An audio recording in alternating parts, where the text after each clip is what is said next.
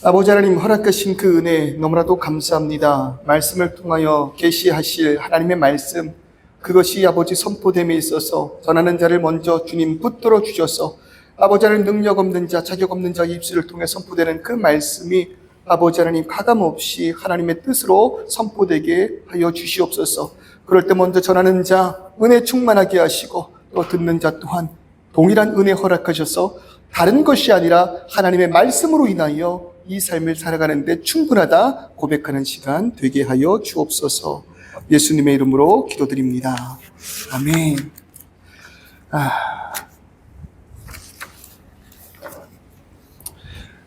저희가 한 5주차, 거의 6주차 출애굽기 설교를 이어가는 것 같습니다. 오늘 그리고 다음 주를 통하여서 저희가 출애굽기 설교를 이어가려고 해요. 마무리까지 좀 잘 들어보셨으면 좋겠습니다. 지난 시간에 하나님께서 그 호렙의 산에서 모세를 만나주시고 모세에게 이렇게 말씀하셨어요. 나는 나다. 나는 스스로 있는 자다. 하나님께서 자신을 나타내신 거예요. 하나님께서 자신을 소개하신 거예요. 자신이 어떤 존재인지를 나타내 주신다는 의미는요, 나와 관계 있는 자가 되어 주신다는 의미입니다. 낯선 땅에 와서요, 나와 마음을 열고 관계할 수 있는 자가 없다는 것이 얼마나 외로웠는지 몰라요. 그것이 얼마나 상심되었는지 모른다고요.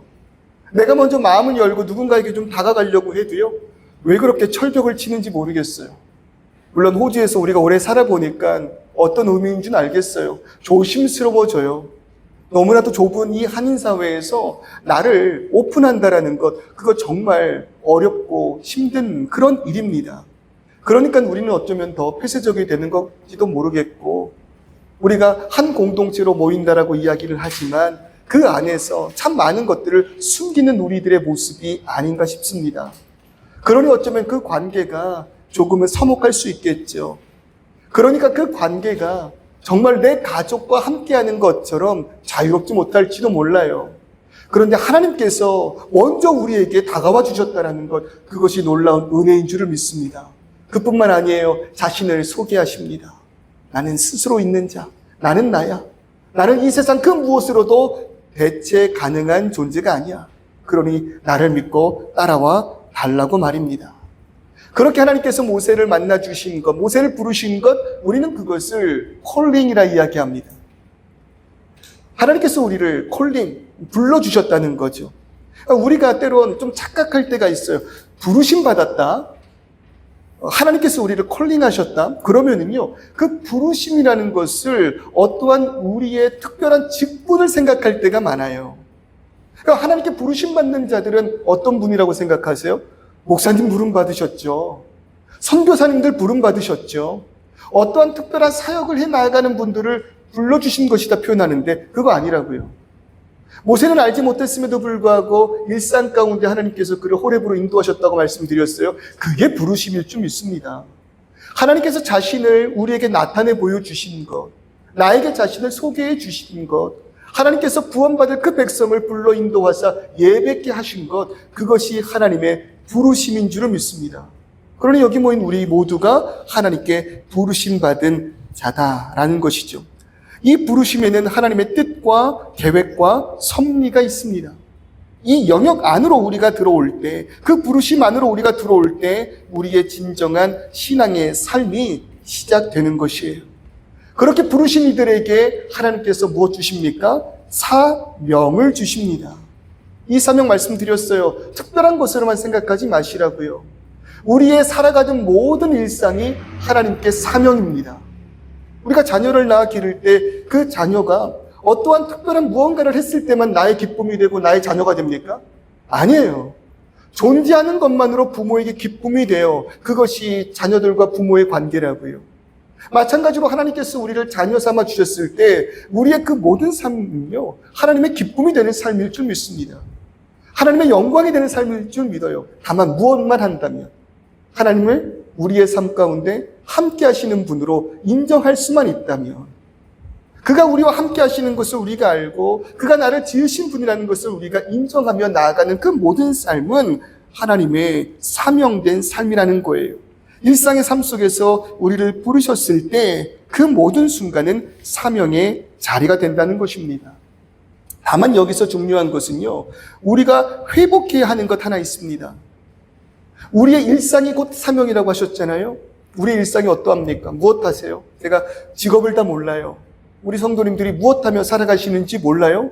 그 하시는 모든 일들이 하나님 앞에 분명한 사명일진데 그 가운데서 회복해야 되는 것은 이 사명이 도구가 되어서는 안 된다는 것이에요. 무엇의 도구? 우리의 삶을 살아가게 하는 도구. 즉 물질의 도구가 되어서는 안 된다는 것입니다. 제가 빵을 팔아요. 그 빵을 팔므로 인하여 돈을 버는 것이 될 때 이것은 잘못된 사명이라는 것입니다. 돈은요, 우리가 하나님 앞에 우리의 삶을 올려드리고 하나님께서 우리에게 허락하신 그 일들, 삶의 사명 플러스 이 시대에 복음을 전해야 하는 그 사명이 있을 때 그것을 이루기 위한 수단이 되는 것이지, 우리에게 허락하시는 일상의 삶을 통해서 이 세상에 어떤 물질을 얻으려고 할 때 이것은 잘못된 사명이 된다는 것입니다. 우리의 그 모든 삶, 빵을 만드는 것이 제 사명이라면, 그것으로 하나님 기뻐해 주신다면 그 빵을 정말로 정성스럽게 잘 만들어서 이것을 먹는 이들을 생각할 때 기쁨이 될 때 하나님 기뻐 영광 받으시는 거예요. 아멘이십니까? 성도님 아까 노래 불렀어요. 아무것도 두려워 말라. 솔직히 여기 모인 성도님들 제 설교보다 이 찬송의 소리에 더 은혜 받으실 거라고 저는 생각해요. 그러신가요? 너무 감격스럽잖아요. 그럴 때 우리가 박수를 칩니다. 근데 성가대가 찬송할 때 박수 치는 거 조금 꺼려할 때 있어요. 왜냐하면 그 대상에게 박수 치는 게 아니기 때문에. 근데 저는 이렇게 말씀드리고 싶어요. 그 대상에게 박수 쳐도 된다. 제 아이가 학교에서 상을 받아왔어요. 상을 받을 때 친구들이 제 아이에게 박수를 쳐줬대요. 그럼 그거 보고 제일 기뻐하는 사람은 누굽니까? 그 부모잖아요. 마찬가지로 우리가 하나님 앞에 받은 일상의 사명 가운데 최선을 다해 열심으로 올려드릴 때 사람들은 우리를 칭찬할 수 있지만 하나님 그 모습도 기뻐 받아주신다는 거예요. 어떤 일을 하시는지 모르겠지만 하나님께 하듯 죽게 하듯 할 때 그것이 우리의 사명이 됩니다. 그런 사명을 감당하는 이들에게 허락하신 능력이 뭐예요? 은사라는 것입니다. 인내하는 것, 노력하는 것, 배려하고 열심을 다하고 또 그것을 해나갈 수 있는 체력이 있고 집중할 수 있고 그리고 그것들을 이뤄낼 수 있었던 환경이 주어진 모든 것들, 이런 기타 등등이 하나님께서 우리에게 허락하신 사명을 감당케 하시기 위하여 주신 은사일 줄 믿습니다. 자, 부르심이 있고요, 사명이 있고요, 은사가 있어요. 구원받은 모든 백성에게 하나님 부르심을 허락하셨어요. 그런 이들에게 사명을 허락하세요. 그리고 그 사명을 허락하기 위하여 우리에게 은사를 허락하셨는지 믿습니다. 하나님께서 그의 뜻과 계획과 섭리에 따라서 우리를 부르셨고 우리의 삶 속에서 하나님의 뜻을 이루기 위해 나를 오늘 이 자리에 있게 하셨으며 그곳에서 하나님의 역사를 이루게 하시기 위하여 우리에게 능력을 주셨다. 이것이 성도들의 삶일 줄을 믿습니다. 여기서 우리가 알 수 있는 것 하나 있습니다. 그것이 뭐냐면 이 모든 일의 주체가 되시는 분이 하나님이시라는 거예요. 그가 불러주셨고 그가 사명 주셨고 그가 그 사명을 감당할 수 있는 은사를 주셨다. 하나님이 하신다. 이것이 가장 중요한 것입니다. 그렇게 모세를 부르시고 그렇게 모세에게 사명 주시고 그 모세에게 은사를 주시는 것이잖아요. 그래서 10절의 말씀 보시면요, 이렇게 말하고 있단 말이에요. 이제 내가 너를 바로에게 보내요. 4장 10절이에요. 이제 내가 너를 바로에게 보내요. 너에게 내 백성 이스라엘 자손을 애굽에서 인도하여 내게 하리라. 이 명령의 주체가 누구라고요? 하나님이시. 내가 너를 보내고 내가 그 백성을 구원하여 내게로 인도할 거야. 이 모든 역사의 주체자가 바로 하나님이시라는 것. 이 모든 드라마, 이 모든 영화를 지금 만들어 하시는 분이 누구라고요? 하나님이신 거예요. 그래서 제가 이렇게 재밌게 한번 적어봤어요. 제작 기획이 누구냐? 하나님이십니다. 각본 누가 쓰셨느냐? 하나님이십니다. 이것을 연출하시는 분이 누구시냐? 하나님이십니다. 그리고 그것을 편집하는 분이 누구시냐? 하나님이시다라는 거예요. 그리고 이것을 알려야 할 배급사들이 있어요. 배급은 누가 할까요? 교회가 하는 것입니다. 그리고 상영은 세상이 이것을 바라보게 되겠죠. 하나님의 드라마, 하나님의 영화를 교회를 통하여 세상이 바라보는 것이. 그럴 때 우린 누굽니까? 그런 하나님께 캐스팅된 배우일 줄을 믿습니다. 어떤 누군가는 주연으로 캐스팅됐을지도 몰라요. 어떤 누군가는 조주연으로, 어떤 누구는 조연으로, 그리고 이러한 자들보다 더 많은 이들이 엑스트라로 이 드라마에 참여하게 될 거예요. 이 영화에 참여하게 될 거예요. 누군가는 주인공 되고 싶지만, 누군가는 그래도 조연으로라도 조금 몇 마디 더 하고 싶지만, 더 많은 이들이 어쩌면 저조차도 우리 모두가 엑스트라가 될지도 모르겠습니다. 그런데 그거 아셔야 돼요. 이 모두가 다 모여야지만 제대로 된 영화와 드라마가 완성된다는 것입니다. 달란트 비유를 보면 참 재밌잖아요. 어느 누구에겐 5달란트 주셨습니다. 어느 누구에겐 2달란트 주셨어요. 그런데 이 5달란트 받은 자가 5달란트를 남기고 2달란트 받은 자가 2달란트를 남겼는데, 그러니까 세상의 이치대로 한다면 누가 칭찬받아요? 더 많이 남긴 자들이 칭찬받아요. 그러니까 세상은 주연만 바라봐요. 조주연만 바라본단 말이에요. 그런데 하나님께서 만드신 영화와 드라마는 그렇게 끝나지 않는다라는 것입니다. 5달란트 받은 자, 2달란트 받은 자, 하나님 앞에 충성을 다하여 그 영화를 써내려갔을 때, 그 드라마를 완성하였을 때 뭐라고 말씀하십니까? 착하고 충성된 종아 잘하였도다. 5달란트 받은 자나 2달란트 받은 자나 착하고 충성된 종아 잘하였도다. 잘하였도다. 그 칭찬이 동일하다는 것입니다. 이것이 얼마나 우리의 삶의 기쁨이요 안심인지 몰라요. 발버둥 치면서 조금 저 사람보다 더 잘 돼서 그 마음에 질투를 가지고 살아갈 필요가 없다는 거예요. 나의 모든 삶이 사명이라면 나를 인도하시는 분이 하나님이신 줄 믿고 각자의 자리에서 충성되게 잘 그 사명을 감당해 나간다면 그 개런티는 똑같다라는 것입니다. 그렇게 하나님께서 나를 부르셨어요. 우리를 부르셨어요. 이 교회를 세워 나가시는 걸 줄 믿습니다. 오늘 본문에 그렇게 하나님 모세를 부르신 거예요. 길거리 캐스팅 같아요. 갑작스럽게 모세를 인도하여 내가 너를 이 영화의 주연 만들고 싶은데 한번 참석해 보지 않겠느냐라고. 그런데 그때 모세의 반응 어떠합니까? 3장 11절을 보니까요. 모세가 이렇게 이야기합니다. 하나님께 아뢰되 내가 누구이기에 바로에게로 가며 이스라엘 자손을 애굽에서 인도하여 내리까. 참 모세의 모습을 보면은요. 계속해서 하나님의 부르심 앞에 할 수 없다. 나는 그렇게 할 수 있는 자가 아니다. 라고 말하는 그 모습들을 볼 수 있게 돼요. 이 4장에서도 마찬가지예요. 모세가 대답하여 이르되 그러나 그들이 나를 믿지 아니하며 내 말을 듣지 아니하면 어떻게 합니까? 지금 모세를 캐스팅하여서 모세를 주인공 삼아 주시겠다라고 말씀하시는데 모세가 지금 이렇게 반응하고 있다는 거죠. 40여 년 전의 주인공 모세가 아니기 때문에 그래요.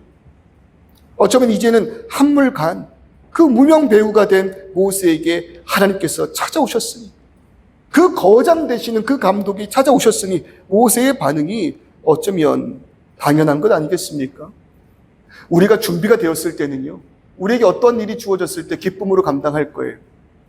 그 시간이 두근두근거려진다니까요. 그러니까 준비가 완벽하면은 그것을 선보이는 그날을 정말 손꼽아 기다리게 됩니다. 정말 기분 좋은 긴장을 하게 돼요. 그런데 준비가 안 된 그러한 순간에 어떻게 됩니까? 벼락치기 해보셨어요? 그 시험 보기 전날 준비 안 된 자의 그 속마음, 여기 계신 다른 분들은 잘 모르시죠? 저는 알아요. 10분 전까지 초치기로 시험 볼 그 준비를 하는 그 마음 얼마나 두렵습니까? 하나님, 준비가 좀 완벽하게 되었을 때 나를 불러주시지. 적어도 40년 전 내가 왕자로 있을 그때 하나님 나를 불러주셨다면 내 모습 하나님 어땠을까요? 그때 나를 불러주셨다면 정말 화려하게 그 무대에 올라갈 수 있었을 텐데 지금은 잊혀졌잖아요. 아무도 저를 몰라요, 하나님. 그리고 저는 그때의 그 모든 능력을 다 잃어버려서 어떻게 연기해야 하는지, 어떻게 대본을 숙지해야 되는지 이 모든 것들 하나님 다 모른단 말이에요. 그러니 이 부르심이, 이 캐스팅이 얼마나 두렵겠습니까? 우리가 그런 얘기하죠. 그런 기도하죠. 하나님, 나를 만나주세요. 하나님, 당신의 뜻을 보여주세요. 특히 막 청소년 집회, 학생부 집회에 가서 비전을 구해라. 비전을 꿈꿔라. 그런 설교를 참 많이 해요. 나를 사용해 주세요.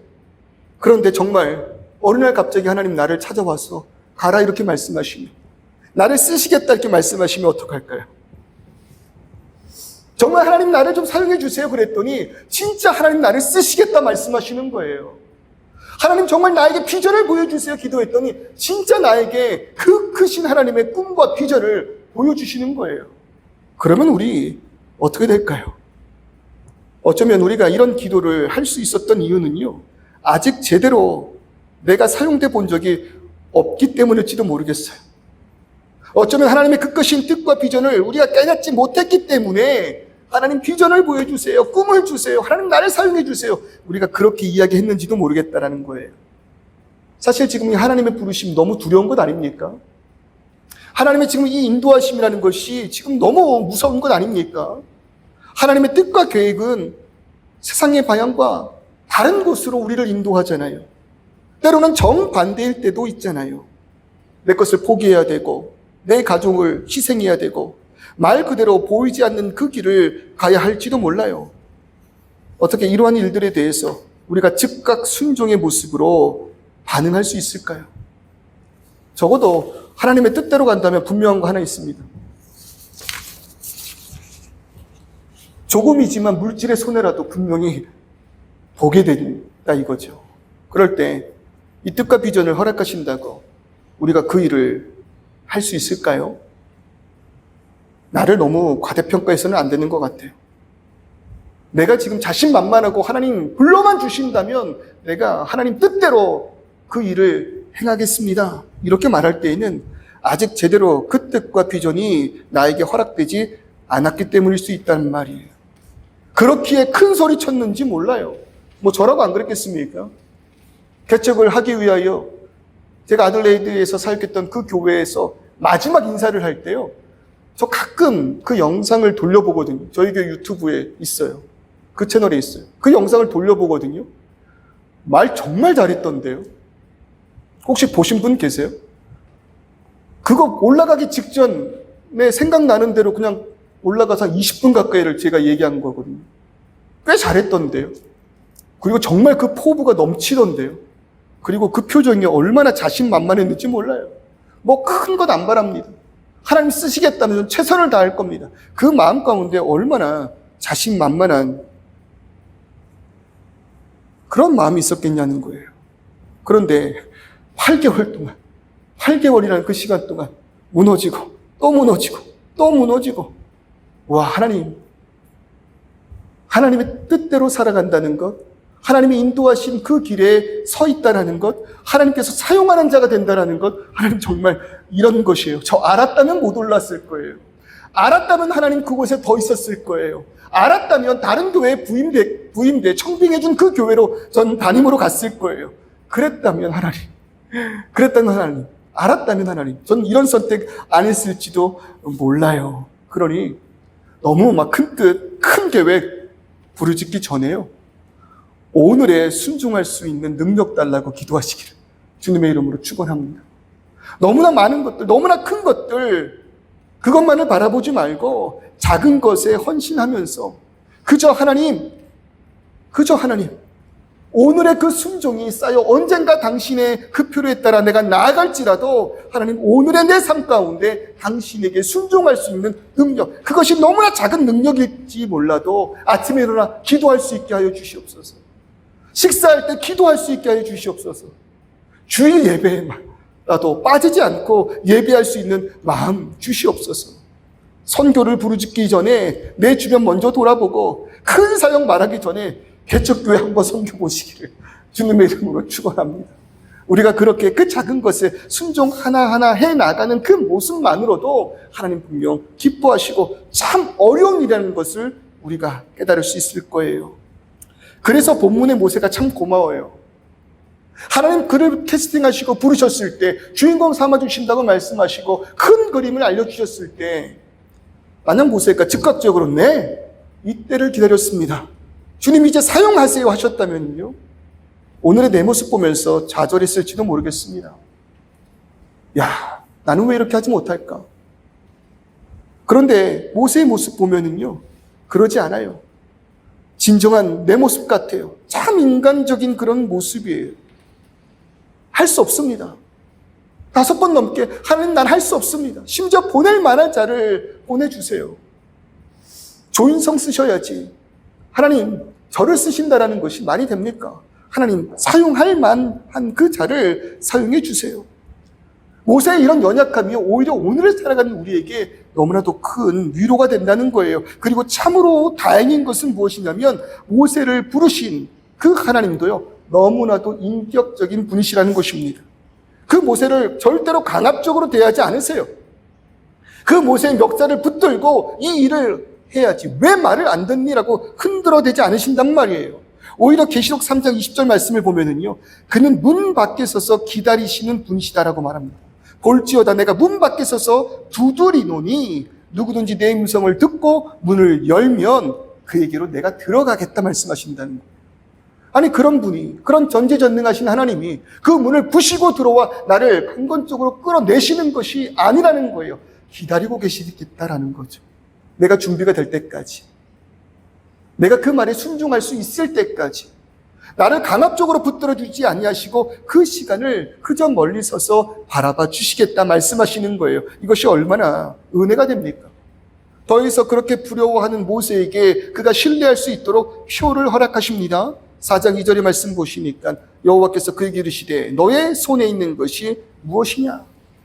그에게 표를 나타내 보여주시는데, 손에 있는 것이 무엇이냐 먼저 말씀하세요. 지팡이가 들려 있어요. 그 지팡이를 땅에 던지라 말씀하십니다. 그랬더니 지팡이가 뱀이 되었다. 굉장히 놀라운 그런 마술적인 모습이죠.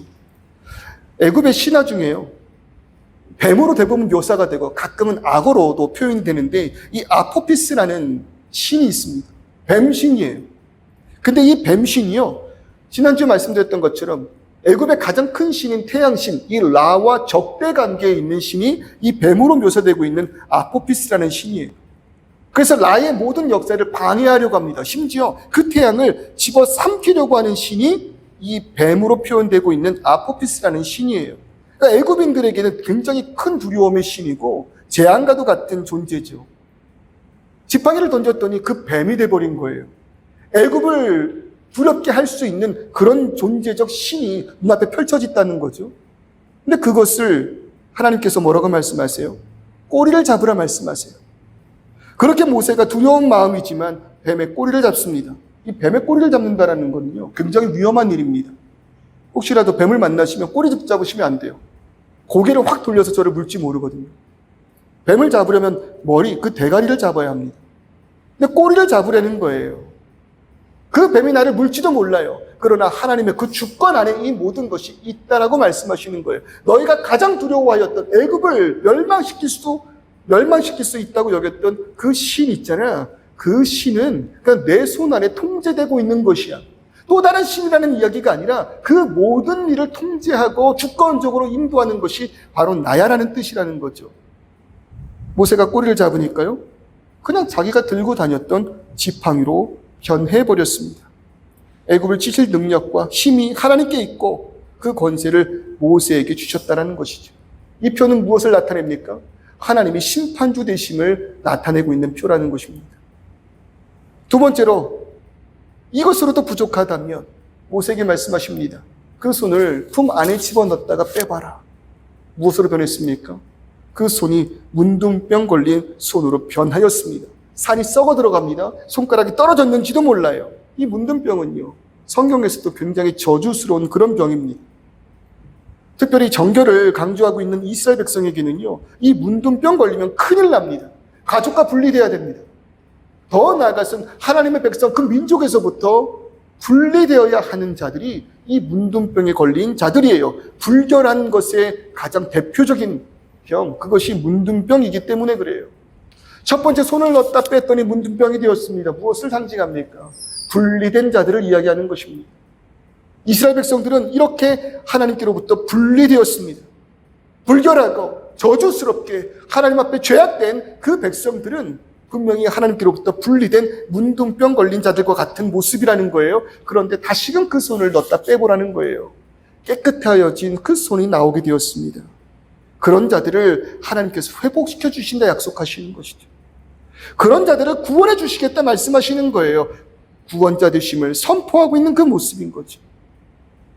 이러한 표로도 그 사람들이 믿지 않는다면 마지막으로 한 가지 더 보여주셔요. 그것이 무엇입니까? 나일강 물을 떠다가 땅에 부어라 말씀하십니다. 그러면 그 물이 피가 된다는 것이죠. 나일강은요, 애굽의 젖줄입니다. 생명수입니다. 그러니까 애굽 사람들은 비를 바라지 않아도 돼요. 그 지중해로부터 흘러 들어오는 그 나일강을 통해서 이들은 충분히 먹고 살 수 있다는 것입니다. 그러니까 하늘을 바라볼 필요가 없는 백성들이 애굽의 백성들이었다니까요. 그러니까 이 나일강이 얼마나 큰 젖줄이고 생명수였을까요? 그런데 그것을 땅에 부으라 말씀하십니다. 그러니까 피는요, 몸 안에 있을 때 생명이 돼요. 그러나 그것이 밖으로 나오는 순간 죽음의 상징이 됩니다. 나일강이 그 강을 흐르고 있을 때는 젖줄이 될지 몰라요. 그러나 하나님께서 그것을 통하여 애굽을 치신다라고 말씀하셨을 때 그것은 죽음의 상징이 된다는 것입니다. 이 모든 것을 통제하시고 결정하시는 분, 그들의 생명을 붙들고 계시는 분이 하나님이심을 이 표를 통하여 선포케 하셨다라는 것이에요. 얼마나 친절하게 모세에게 이 모든 것을 말씀해 주십니까? 이것들을 통해서 모세와 함께 있는 분이 누구인지를 세상에 선포할 수 있게 하셨단 말이죠. 그가 누구인지를 나타내게 하시는 표가 바로 이 세 가지의 표라는 것입니다. 우리의 삶 가운데에도 하나님이 어떤 분이신가를 알려주신 표가 분명히 있을 줄 믿습니다. 우리의 삶 가운데 나와 함께 하신 하나님을 발견할 수 있는 그 표가 있음을 우리는 분명히 믿습니다. 심지어 모세가 받은 표보다 더 분명한 것이 있어요. 무엇입니까? 성경의 말씀 아닙니까? 우리가 모세가 받은 표보다 하나님을 더욱더 분명히 깨달을 수 있는 것, 그것이 무엇입니까? 그것이 성경의 말씀이라는 것입니다. 우리는 이 성경을 통해서 하나님을 알아요. 그가 어떤 분인지 알 수 있어요. 그가 하고자 하시는 일이 무엇인지를 우리는 깨달을 수 있어요. 이 성경의 말씀대로 우리가 살아감에 있어서 세상에 우리와 함께 하시는 하나님을 발견하게 되는 것입니다. 이러한 표를 통해서요, 백성들은 모세를 보내신 이의 권능과 권위를 알 수 있게 된다는 것입니다. 그럼에도 불구하고 이 표를 받았음에도 불구하고 모세는 두렵습니다. 하나님, 당신은 지금 입증되었지만 나는 부족하다는 거예요. 여전히 이 40년 전의 실패에서 벗어나지 못하는 모습을 보이고 있습니다. 자신에게 자신감이 없습니다. 이러한 일을 감당하기에 뭐라고 말합니까? 나는 말을 못하는 자입니다. 40년 동안 애굽에서 떨어졌습니다. 그들의 말을 난 잊었습니다.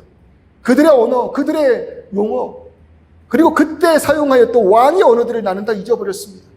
더 나아가 히브리인들과도 분리되었습니다. 그들에게 나아갔을 때 나는 말을 잘할 수 없습니다. 화려한 언변으로 이 일을 이끌어 나갈 자신이 없습니다. 네, 그래요. 오늘의 나를 보면 어찌나 초라한지 몰라요. 어찌나 초라한지 몰라요. 제가 브리즈번에 와서 개척을 하고 여러 가지를 많이 느끼는 것 중에 하나가 뭐냐면요, 내 배경이 사라졌을 때 나라는 존재는 정말 아무것도 아니더라고요. 제가 적어도 한 500~600명 되는 그 교회에서 목사로 사역을 하고 있을 때는요, 참 많은 분들이 제 능력 따지지 않아요. 제가 무엇을 알고 있는지 잘 모름에도 불구하고 와서 상담을 요청하세요. 그리고 그 말의 권위를 가지고 고개를 끄덕여 주세요. 그렇게 행동하려고 하세요. 그때와 저는 변한 것이 없어요. 오히려 그때보다 더 많은 책들을 그 사이에 읽었고 더 많은 준비를 했는지도 몰라요. 그런데 지금은 아니에요. 지금은 저를 만나시는 분들이요, 저에게 조언해 주기 바빠요. 목사님 이렇게 해야 돼요. 목사님 저렇게 해야 돼요. 참 재밌어요. 내 배경이 사라지는 순간 나라는 존재가 얼마나 초라한지, 그러니까 사람이요 얼마나 작아지는지 몰라요. 그러니까 모세가 분명히 이러한 상황이 있지 않았을까. 지금 이 말씀을 준비하면서 제 상황이 대입되면서 그 모세의 한마디 한마디 일거수일투족이 동화가 되기 시작하는 거예요. 지금 나를 부르시는 거 하나님 저 잘 못합니다. 지금 나를 사용하시는 거 하나님 좀 자신 없습니다. 차라리 조금 먼저 나를 부르시지. 조금 먼저 나를 사용하시지. 그러나 착각하지 말아야 될 것 하나 있습니다. 하나님 그거 모르시고 모세를 캐스팅하신 것일까요? 하나님 그거 모르시고 지금 나를 부르시는 것일까요? 능력 있는 감독은요, 다른 이들이 보지 못하는 것을 끌어낼 수 있습니다. 다른 이들이 보지 못하는 것을 바라본다는 거예요. 그게 정말 능력 있는 감독의 모습이에요. 자신이 생각한 배역에 합당한 사람을 찾아 나아가요. 왜 저렇게 큰 영화에 저런 감독이 무명의 주인공을 골랐지? 그 영화가 크랭크인 되기 전에, 상영되기 전에는요, 사람들이 다 의문을 가질지도 몰라요. 그런데 막상 상영되면은 너무 완벽한 그 무명 배우의 모습을 통해서 감탄하죠. 그 영광을 누구에게 돌립니까? 감독에게 돌려요. 어떻게 한 번도 출연해 본 적이 없는 그 무명 배우에게 이렇게 중대한 역할을 맡기셨습니까? 그러면 그 감독들이 그렇게 이야기합니다. 보였다고요. 오디션을 통해서 그 배우가 연기하는데 그 표정에, 그 눈빛에, 그 마음에 이 배역을 충분히 감당할 수 있는 그 능력이 보였다고요. 감독들이 그렇게 인터뷰하지 않습니까? 자신이 생각한 배역에 합당한 사람을 찾아서 그 모습을 끌어내는 자가 능력 있는 감독이라는 것이에요. 그것이 바로 하나님이실 줄 믿습니다. 하나님 언제나 그러셨습니다. 아브라함에게서 아브라함을 보셨습니다. 도망자 모세에게 구원자 모세의 모습을 보셨다는 거예요. 예수님께서도 마찬가지죠. 어부 베드로에게 제자 베드로를 보셨고, 살인자 사울에게 사역자 바울의 모습을 보셨다라는 것입니다.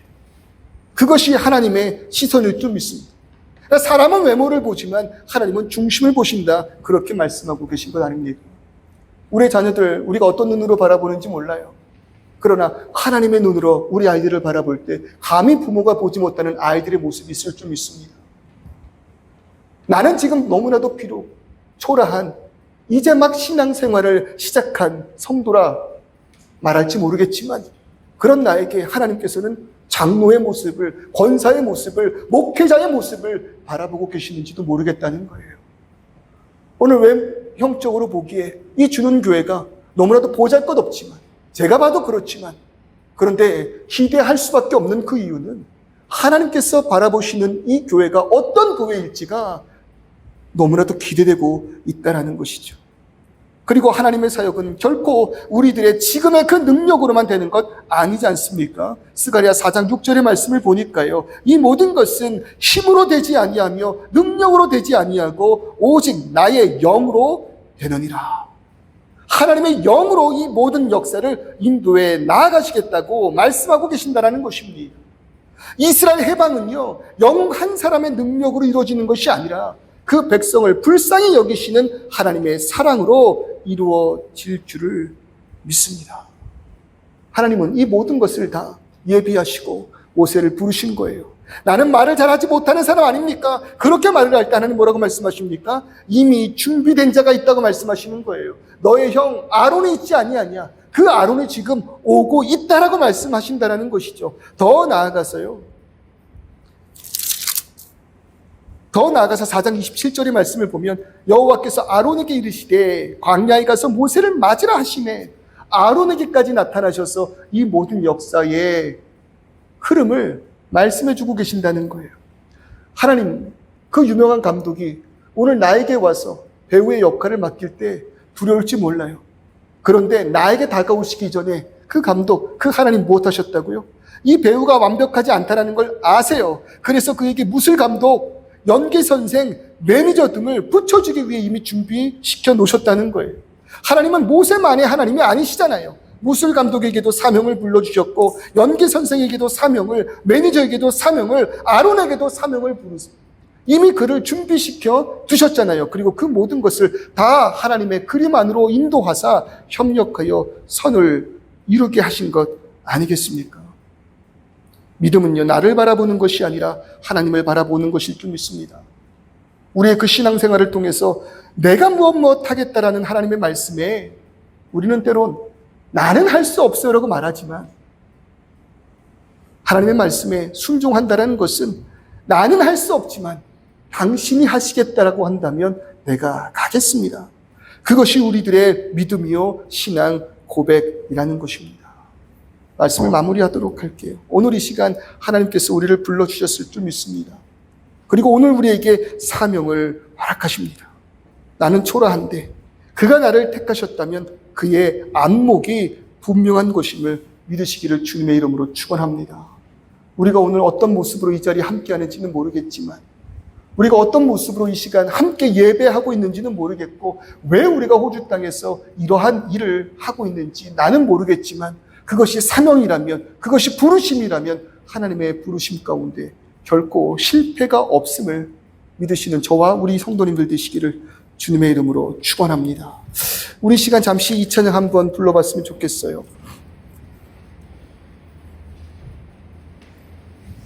당황스럽죠.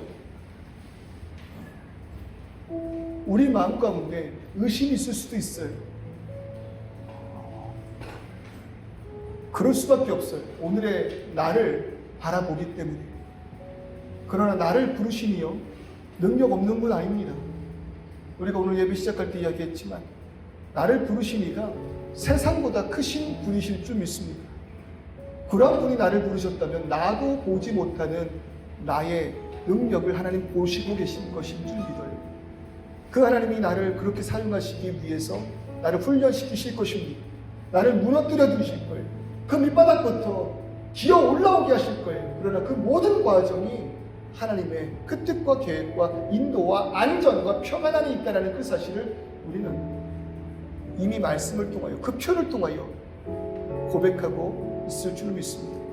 그러니 하나님의 부르심에는 후회하심이 없고 하나님의 부르심에 실패가 없을 때 날 부르신 그 하나님의 뜻을 향하여 순종해 나아가는 저와 우리 여러분 되셨으면 좋겠어요. 하나님의 부르심에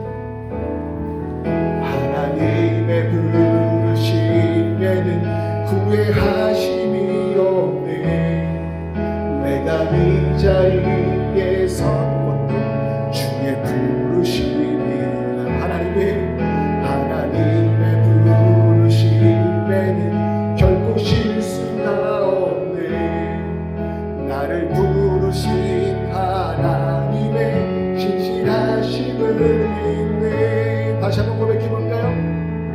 하나님의 부르심에는 후회하심이 없네.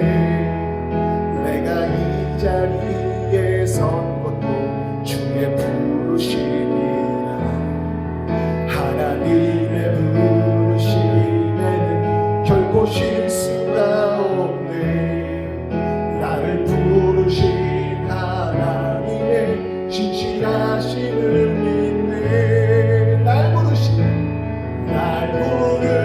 듯 내 생각보다 크고 날 향한 계획 나의 지혜로 증량 못하나 가장 좋은 길로 가장 완전한 길로 오늘도 날 이끄시는데 날 부르신 듯 내 생각보다 크고 날 향한 계획 나의 지혜로 증량 못하나 가장 좋은 길로 가장 완전한 길로 오늘도 날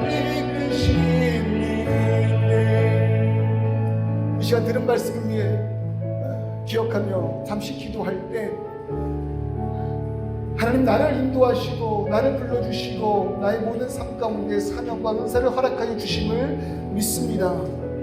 그것이 얼마나 큰 것인지 내가 잘 모르고 때로는 너무나도 큰 것 같기에 그 마음에 두려움 부담이 있지만 하나님 오늘의 삶에 먼저 충성하게 하시고 더 나아가 나를 불러주셨을 때 나도 알지 못하는 나의 그 뜨거움과 그 신앙 하나님 보셨을 줄 믿사오니 하나님 그 부르심에 실수 없음을 믿고 나를 믿고 나아가는 것 아니라 나를 부르시는 하나님 믿고 나아가기를 소원합니다. 불러주셨다면 순종할 수 있는 능력 주시고 나의 신과 능력이 아니라 하나님의 영으로 성령으로 아버지 모든 일을 감당하게 하여 주시옵소서. 이 시간 나같이 우리 다시 한번